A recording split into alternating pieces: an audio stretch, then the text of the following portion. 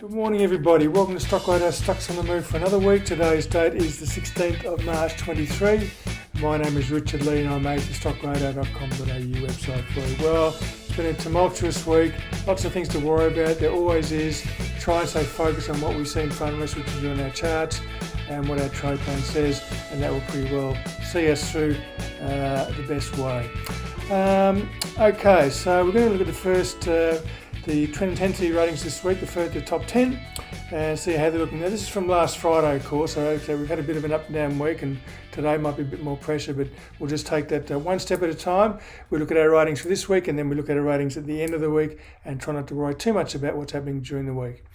Okay, so we've got EBOS Group at the top this week. It's held up relatively well throughout this period. QBE's taken a bit of a hit. Some of the other stocks there you can see have taken a bit of a hit. Some have done okay. The tourism stocks, Auckland International Airport, has been okay, and we'll look at a couple of other stocks later on. So that's your top 10 at the moment, and again we'll review that at the end of the week and see how it is, but you can see EBOS Group over there, rating trend intensity rating of 10 and doing rather nicely at the moment. So I'm going to go through an interesting batch of stocks this week. Anything with a financial flavour is under threat at the moment. There are also some good survivors, which has been pretty impressive. The index is really getting slammed at the moment, mainly because of those banks being so weak at the moment. A couple of other leaders there. Okay, so what I'm going to show you today is really just a snippet of what we offer on the Stockradar website.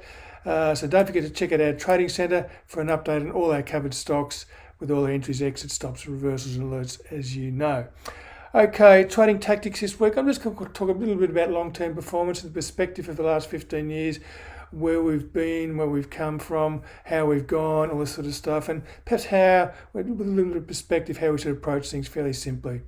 Okay, so we'll go through that later on. Okay, first off, we're going to get straight into the overseas markets, and the Dow Jones again, well, it's not too bad. It has broken down from last week. We saw that little support level last week that we were watching pretty closely. It fell through that, so that's a bit of a negative there. We've got a bit of a few lower highs across here at the moment, so the pressure seems to be down again as we sort of seem to fail at this resistance level up the top here. So looking a bit more negative, there's a bit of red bars down here. This is easing a bit, so the picture's changing a bit there. So the pressure certainly is, and the sellers are certainly giving this one a bit of a shake.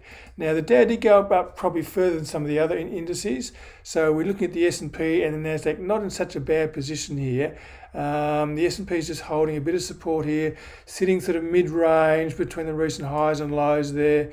So it's not too bad there. It's a good two-way business here, and the momentum indicator is on neutral, so that's a good sign there. And Nasdaq again, not too bad. It's still sitting within that range, that highs and those lows there. Volume's been reasonably okay there. Nothing to be concerned about. I find it quite constructive actually. And the downward pressure is easing from the momentum index. Okay, so apart from the Dow, the indices aren't looking too bad. We'll see where we finish at the end of the week though. Okay, so let's get on to gold. Well, gold's had a bit of a breath of life back into it, as it seems to want to have another challenge at this R1 level. It's a big resistance level there. Whether this current turmoil can see the support for gold get it through there, I don't really know.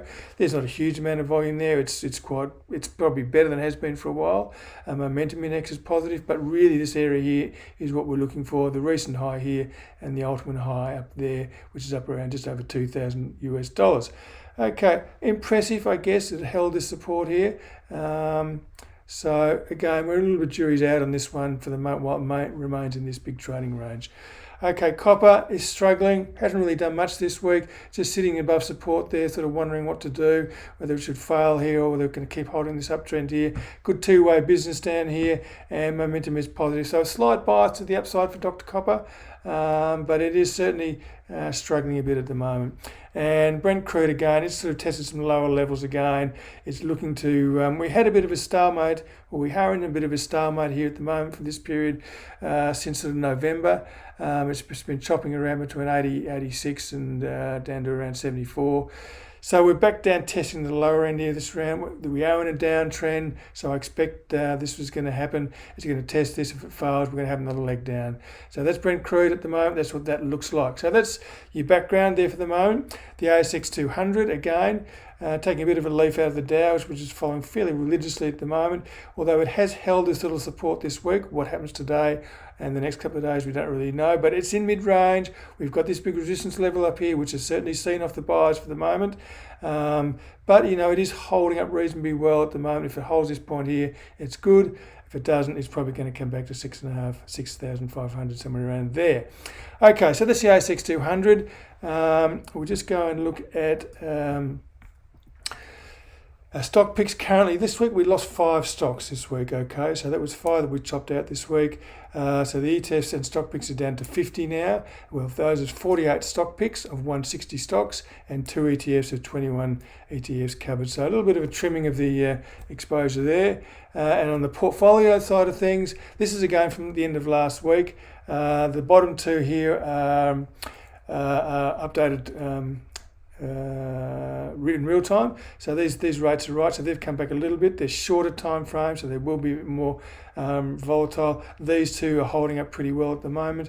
We lost anything this week. We'll probably lose 1 out of our portfolios this week, which I know about. So a little bit of trimming off there, but still all in all performance pretty good all round for that there. Okay, so that is portfolio update. So now let's get some stocks. Okay, lots of stocks to get through today, so I'll try and be as quick as I can. Okay, Wesfarmers, really just wanted to point out the fact that this is holding up quite nicely. It's got this little reversal pattern. It has broken up here. It looked good. It's struggled a little bit the last couple of weeks, but it's still holding everything. Volume's okay, momentum's okay, average is okay. We had this big correction, and we'd like to be buying down around this area here, whether it's for long-term or just for a short-term trading strategy. So this is the side we'd like to be on, the long side, and we're hoping for Wesfarmers is going to continue this little upward bias at the moment. Trend intensity rating is 9. It's still strong. Okay, Westpac I want to talk a little bit to you about. It's another leader. It's been an interesting stock for a while. It hasn't performed very well. You can see here the downtrend since 2015. It's been a very, very steady downtrend right through to 2023. So that's 8 years it's come down.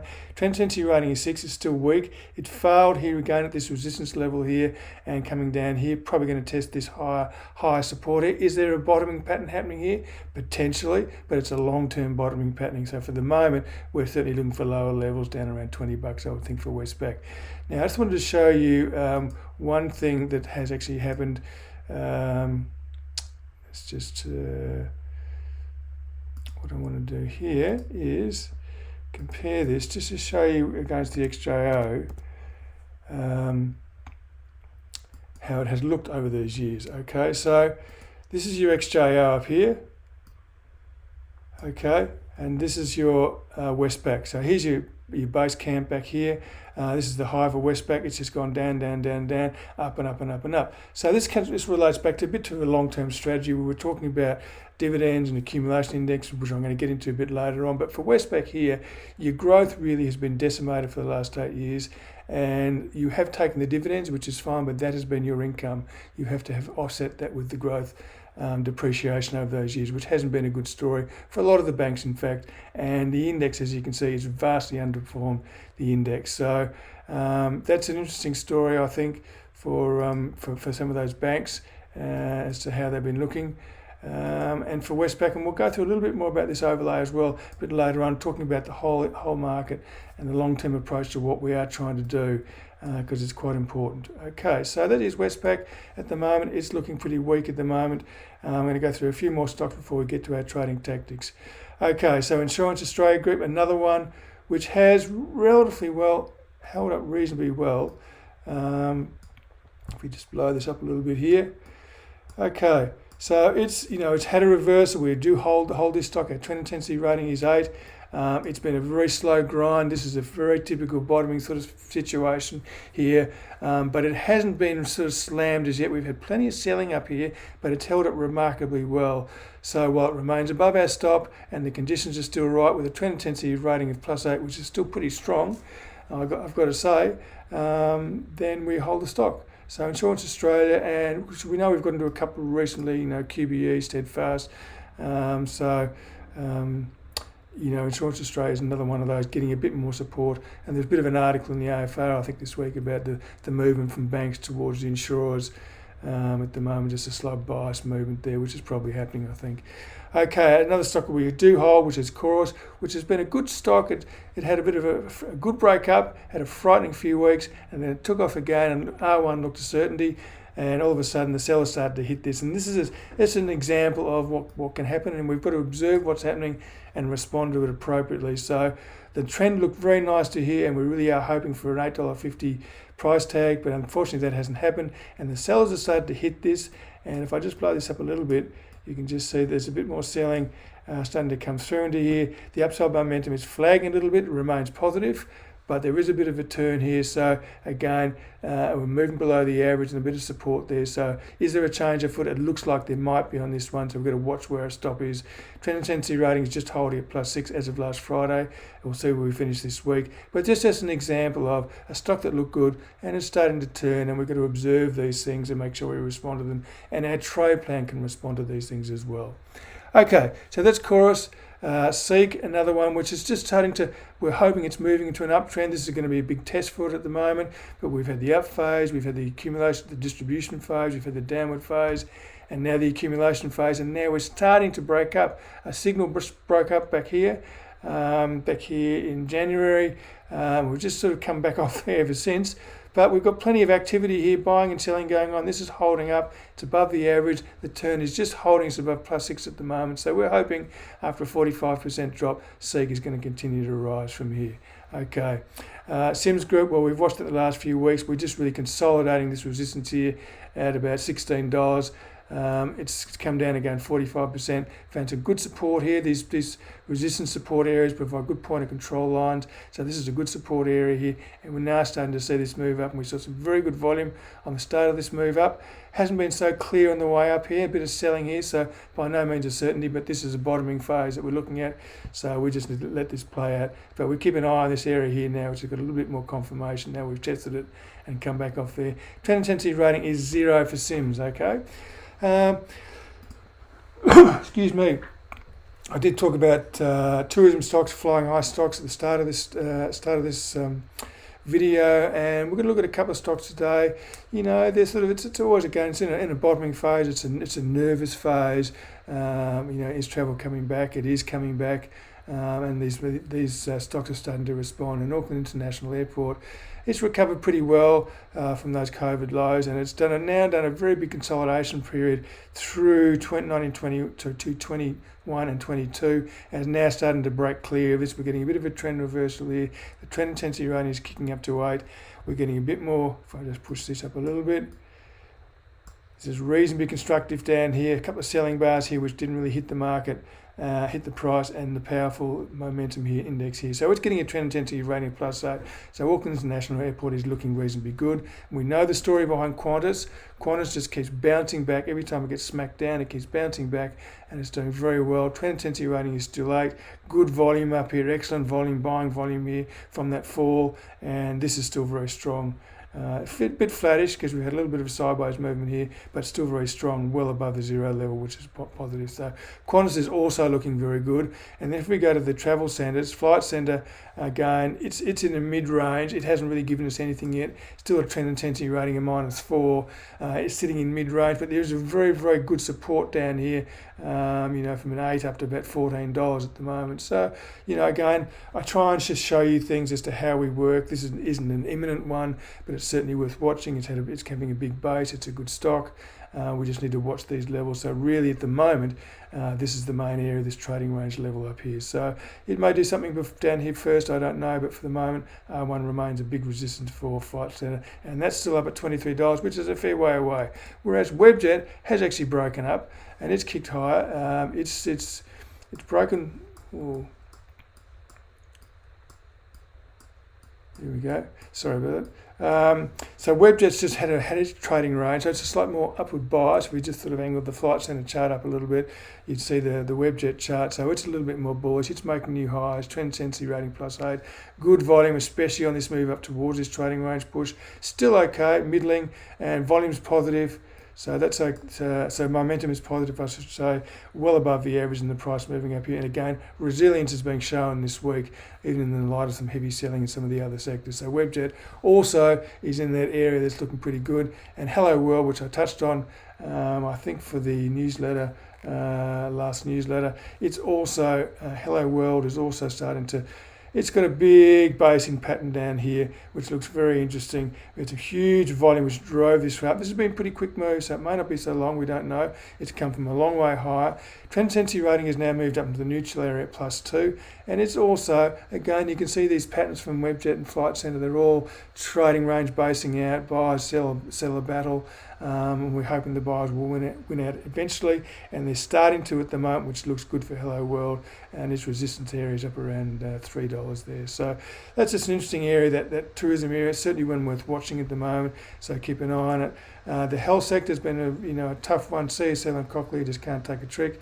Sonic Healthcare hasn't been able to take a trick for some time, but we're starting to see a little bit of support here. Maybe this area here finally is going to be rejected as by the sellers. It's not going below there anymore. They really slammed it down here a few weeks ago, but it did recover. And we can see some big volume in that recovery, huge volume in that recovery, and we're now starting to poke our nose above a bit of short-term resistance here. So this is also at a 33% drop. It was getting bang, bang, bang, down, lower highs, lower lows the whole way until we got to this support area here, and it now seems to be holding up okay. So that's Sonic Health. It is one health stock. Well, we've got EBOS Group as well, but Sonic Health is one that's starting to look interesting. It's a good stock, there's no doubt about it, and we know that when we get these big falls of 30, 40, 50%, they're always in the ballpark for some sort of approach. So we're seeing some good signs from Sonic Healthcare. Okay, Magellan, well, that was a bit of a dirty word for a while. This isn't the normal fund. This is the Magellan Global Fund, which I do follow now, is now in the top 160 for me. And this is just the chart since listing.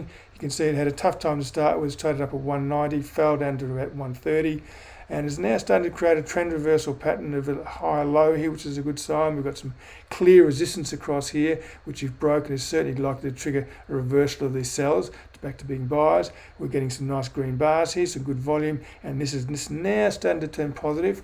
So we know when we get the momentum turning positive, the volume being okay at above the average, and we get a price break as well, we know that's that alignment of the stars that we all like and really puts the odds well in our favour that they're going to see a good rally, and it may go back up to 190 again, Magellan.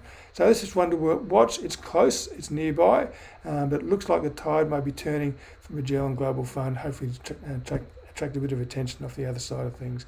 Fisher & Paykel, which we've been watching on and off for a while, it's, we had the big distribution pattern, it's come down, enormous fall, 52%. Okay, yes, they do it, and now it's just been trying to. It's had an accumulation pattern. It's now broken up, and we've now gone sideways here in a little rectangular type trading pattern. No one's winning, no one's losing, but the sellers aren't winning at the moment because they're not pushing it below here. So that's a good sign. So the trend remains up. Trend intensity remains +8. Volume is okay. It's mixed there, but the price isn't going down, which is good. The price is going up.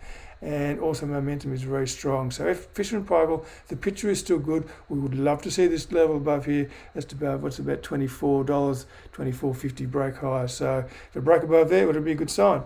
Okay, so that's Fisher & Paykel. That is another health stock that's looking okay. So a mixed group in that health stocks as well. We've been looking at them a little bit over the last few weeks.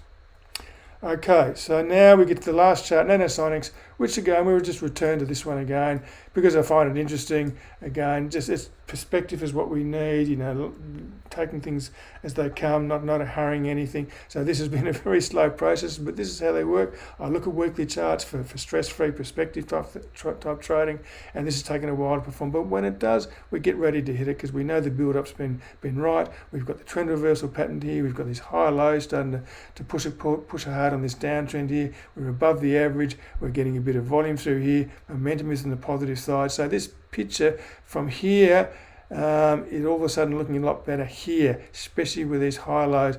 Price action being the most important thing for me to follow. So really we're looking for this trigger here. It's about $5.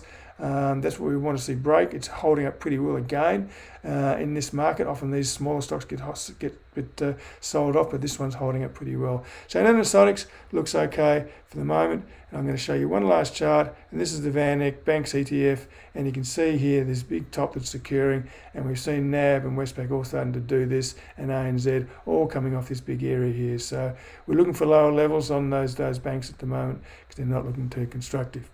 Okay, so that's the stocks I've got for today. There's plenty there for you. The market, we've got to look at things realistically as to what is there. We all get nerves, we all worry when banks fail and all this sort of stuff happens, but we've really got to look through all that haze as to what is actually happening and where the money is going, and that's what we try and do with our approach. Okay, so that's most of the stocks I want to do. So now I want to get into trading tactics. I showed you the chart before of Westpac and the ASX 200 overlay. It's going back to a bit of a long-term approach as to what we do. I mean, you know that I only trade the market from the long side because the market goes up 81% of the time and 90% down, although it does go down faster than it goes up often. But still, I like to bias myself to put all those odds in my favour of the market being more likely to go up. So over this period of the last 15 years, we've seen the ASX 200, it's gone from 68.50 to 73.28 from November 07 to March 23. So that's up about 25 points a year, which is relatively flat, not too much going there. The accumulation index, on the other hand, is from November 07, it's gone from 43,000 to March 23 to 84,000. So it's nearly double. So that is simply the dividend effect. So that is really the buy and hold dividend effect of what you can do. Okay, what we're always trying to do is trying to improve that, and we know we can do that with some simple approaches. So I've got down here options 1. Remember, I trade stocks, not the indexes. Okay, so I'm talking about stocks specifically here, but that was just a perspective on what the market has done over the last 15 years. So you can either buy and hold and take the dividends, which is fine, but you're not going to get anything because the ASX 200 hasn't gone up in the last 15 years. It may do in the future and probably will, but this is just this last 15 years. The long-term strategy of adding on the big dips, i.e. GFC and COVID, and take the dividends is a way to help magnify your profits, because the market goes up for the long term, and any big correction is always proven to be a good spot to buy, whether you're just adding to your portfolio or adding another stock, whatever it might be. It's always a good way to try and improve those returns that you get. Or you have a trading strategy, which is what Stockradar does. So we focus on the long side, we focus on the upside, but we trade the ups and downs of stocks, because stocks go through different trading range. We know what BHP's gone from 14 to 50. All these different within this ASX 200 index move. So it's made up of a lot of stocks. So they all move around. So what I try and do is I try and take the advantage of a trend momentum swings, which always happen on the upside, and that's my trading strategy. So that's what I do, and that's how I enhance the long-term approach of the stock market. So there are ways, and you'll find that a lot of people will have two strategies. They'll have a long-term strategy, which they do buy in the long-term dips, and they take the dividends, and they also have a trading strategy, which is what we do, which is a growth momentum strategy, and that's where we try and add some value. So if we do that, for comparative performance, and yes, the last 2 years have been tough, I know, and you can see there from up here, from here to here has really been flat for the last 2 years. We've come down with COVID, we've gone up, tried to make a new high, come back down again, and we're sideways again. This is the reality of what happens. But over the longer term, you can see down here, this is the ASX 200, which we know went pretty well flat for 15 years, okay?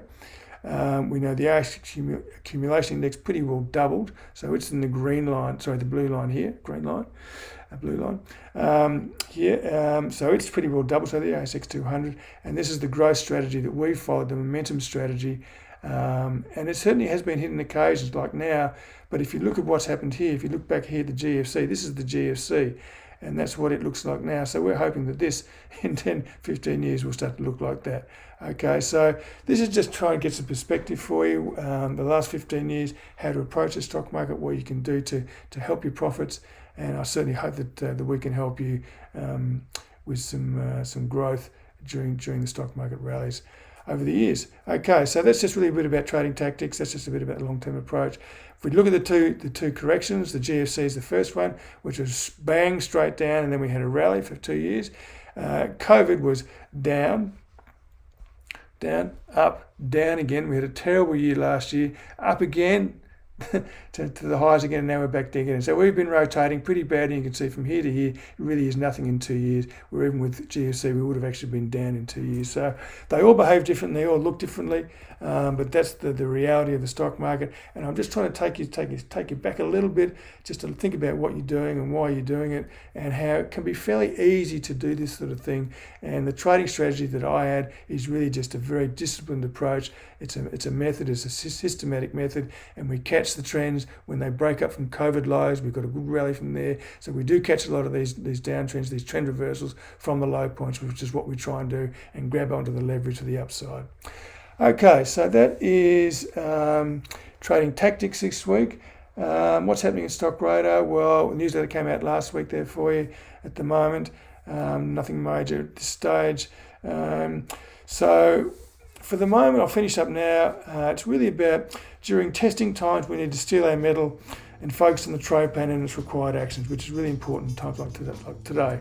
We have divergence of performances where some have been heavily sold off and some that have held up relatively well. Some stops may be hit and some not. There lies your answer if you're asking. That's what you do. There are some thoughts to ponder and questions, but the simple approaches that respond to common sense perspectives are always easiest to manage. It's about setting an objective and a strategy to capitalise on what the market has to offer. And it's not really that hard. It just needs a little bit of patience coupled with some discipline to try and